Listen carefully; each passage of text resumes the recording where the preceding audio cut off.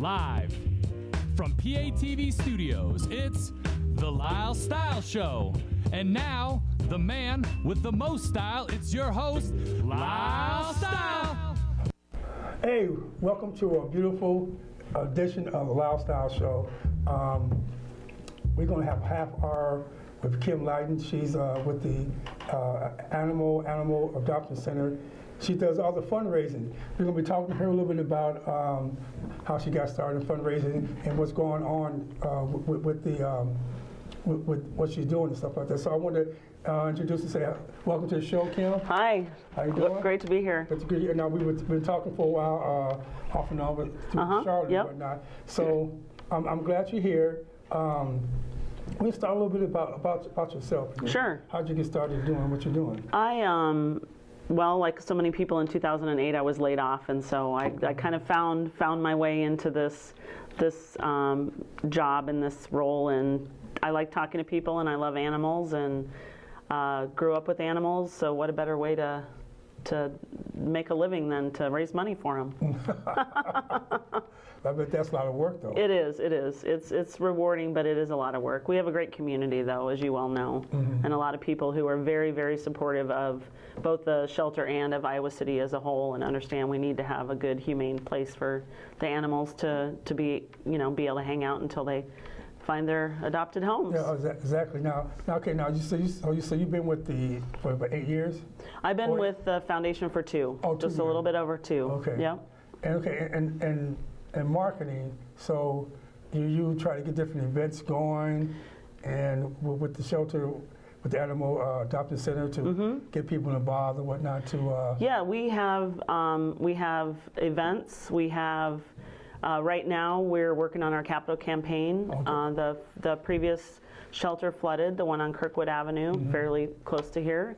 And 5 years later, we're finally ready to be able to break ground for the new shelter. So I've been running the private portion of the fundraising campaign, and then we're ready to go public now. We announced last week that we were entering into the public phase of the campaign, and I got to present Mayor Matt Hayek with a check for $200,000 towards the new building, so that was really exciting.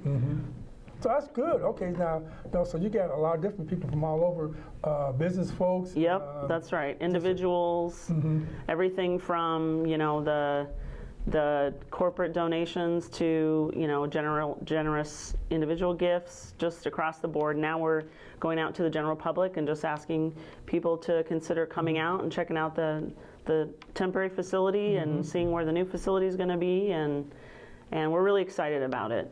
Okay, well, now, do you deal with the animals yourself? Do you do that type of stuff sometimes? I'm a volunteer as well as the executive director, so I can help Charlotte out on mobile adoptions. And I have 2 cats myself from the shelter, a dog and 2 cats, but my cats are from the shelter. Okay. So prior to the flood, I adopted them in 2008. So just prior to the flood in the old building. Oh, right, yeah, that was a big flood. Yeah, it sure was. And so that flooded out your old building. Yep.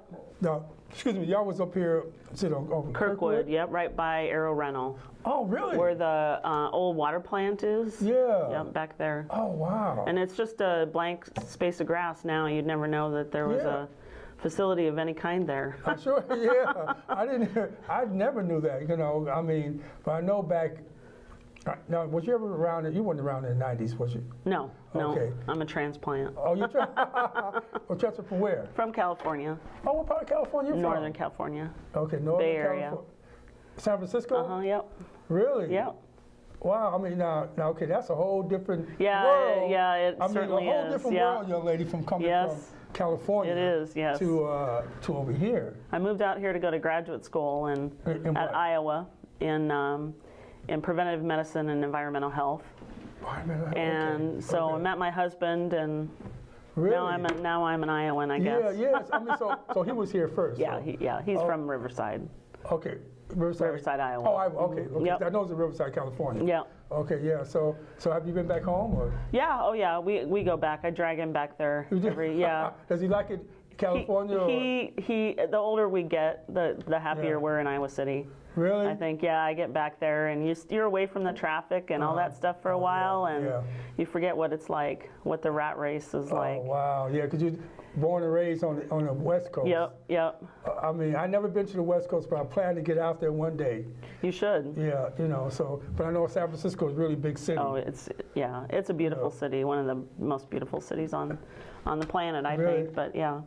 Wow, okay. Yeah, so you got family here? Or My family's in the Quad Cities. They've all kind of migrated back to the Midwest. So my folks were from here originally, so we've all kind of ended up back here. So no one's back in California? No immediate family. Just all my friends. Oh, okay. And my college friends. Yeah, okay. I thought you're still kind of young, so don't go there. I don't know about that. Don't go there with that right there, boy.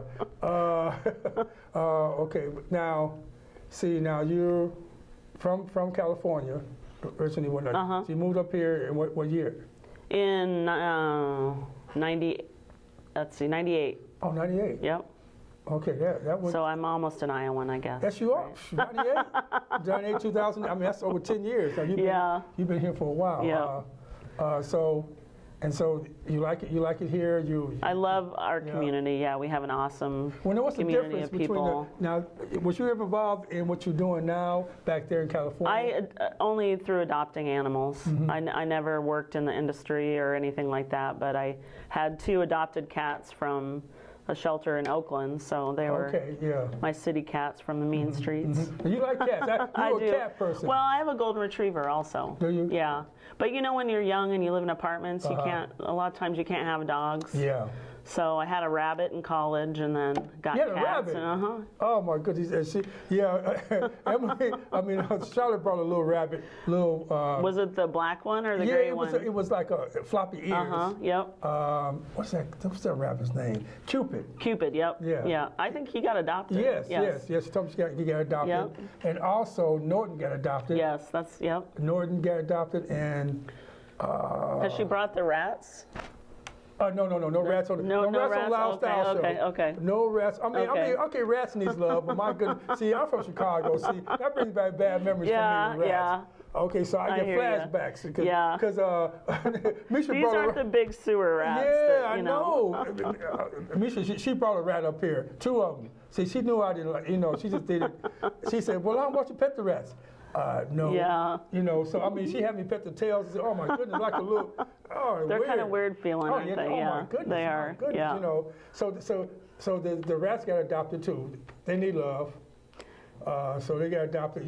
But here, I like doing this segment because it's a good thing to get these animals adopted. Absolutely. And we need a good facility. We want people to come out to the center as a public facility and be able to show their kids, that this is where good place to get animals and, introduce them into your home. And the staff does a tremendous job at the temporary facility just to, make it a lovable, good place for the animals and for people. Oh, definitely. Who come through. Yeah. Animals and people go together, Have you been out there to the temporary facility? I've been out to temporary facility. It's pretty big. It's big. It is big.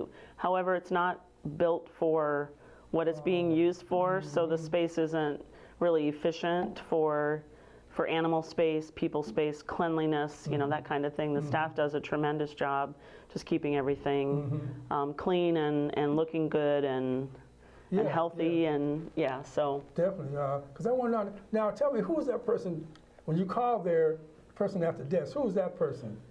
At the desk, you call. Yeah, like Chad or Chris. Yeah, they're 2 guys, Chad and Chris. Okay, how you doing, Chad and Chris? Because I've never seen them, but I picture people in my mind. So now, now I know who they are. Yeah, I know you talked to Chad today. Okay, it was Chad there.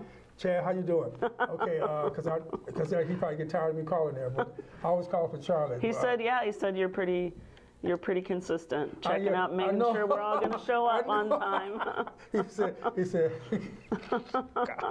oh, I know, I said, that was Lyle checking up on me. He said he always does. He always does.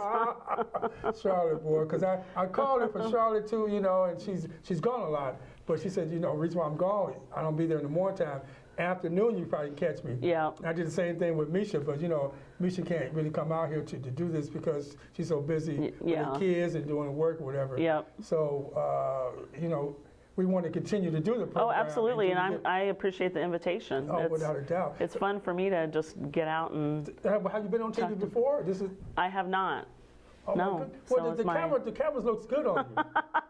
Okay, I just my want to say premiere performance on PATV. Yeah, PATV. Yeah, exactly. And on YouTube.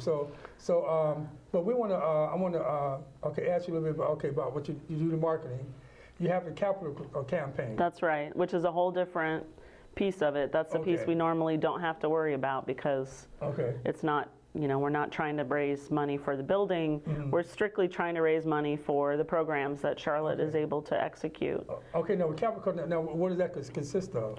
So the foundation, in partnership with the City of Iowa City, FEMA, and then Coralville, Johnson County, University of Iowa and University Heights are all going in to buy or to build a new building to replace the flooded building. It's the last city FEMA project that the City of Iowa City has. So we'll be done with all of our FEMA projects once this is completed. So we're really excited to be in partnership with the city. Oh, wonderful. Okay. So the foundation's going to raise $1 million for the new building. Oh, wow. Yep, and we're thus far at $750,000. So almost there. We're really excited. Yes. So not there yet, but really excited. You're getting close to. So what type of programs do you have with the capital program? What type of programs you announced that is you do it now. Yep. And people can go to our website and check it out if they'd like to, facf.org. But they'll be hearing a lot more about it once, especially we can break ground. I want to get a gold pooper scooper to break ground. What do you think of that? Oh, yeah, don't you think that's a good idea? That's a good idea, young lady. Oh, wonderful, man. A gold one? I don't know if they'll go for that spray painted anyway. Oh, man, you know what? No. Hey, why don't you get a tiger, too? Get a tiger. I've been telling y'all to bring a tiger to my show. There you go. One of these days, now, maybe I need to talk to you about this because Charlotte and Michigan ain't coming through for me. So one of y'all got to come through for one a tiger on the show. Okay. And we can, Charlie said, well, maybe I get a costume. I said, okay. Yeah, that's going to work. Yeah. You're going to wear a tiger costume. We do it around Halloween time, There you go. That's perfect. Yeah, okay, but anyway, you're doing a good job. Your capital campaign. And then we have some events throughout the summer. What's going on so Charlotte's doing the mobile adoptions at the farmers markets in Iowa City and Coralville. Okay, is that every weekend? It's at least twice a month. She tries to be out there. So much of it depends on the weather with the animals. If it's too hot or like today, you wouldn't want them out there with the storming. And then we've got a Putts for Mutts event at Brown Deer Golf Course. Putts for Mutts. July 15th. So if anybody's interested in that, it's on our website. It's a bunch of golfers who get out and golf and raise money for us. Oh, do they have the dogs out there? Do you have the animals out there? Yeah, we will. Charlotte will be out there early in the morning at around 7 with the dogs and the cats. Okay, and then, good. Now, can they golf too? Can you have them golf? No, Misha likes them to be back in there. Oh my goodness! In there. You should have them golfing too. Because putts and the mutts, maybe they can putt it a little bit. That'd be. That's a good idea. Yes. See, I got this. You should have me up with you working. I got all these good ideas coming from with this program. But okay, you have that going on. And then we do the dog swim at City Pool. So when they close the pool down for the season, they let us get the dogs out there and run amok in the water. And it's in September, that week after Labor Day. Week after that. Okay, so that's. So if anybody wants to bring their dogs out for a dog swim, it's only $5 and. So. Okay. Some craziness right there. Okay, but see, I told you what's going to happen to me. I told you, young lady, this is even. I'm glad. Okay, even though you have the volume down. I got the volume down, like you can still hear it. And then our biggest event is in September, the 15th of September. It's Pause for a Cause, and it's going to be at the location of the new building, and it's going to be a walk around the Terry Trueblood Sand Lake area down there. Okay. Now what's going on? Is anything going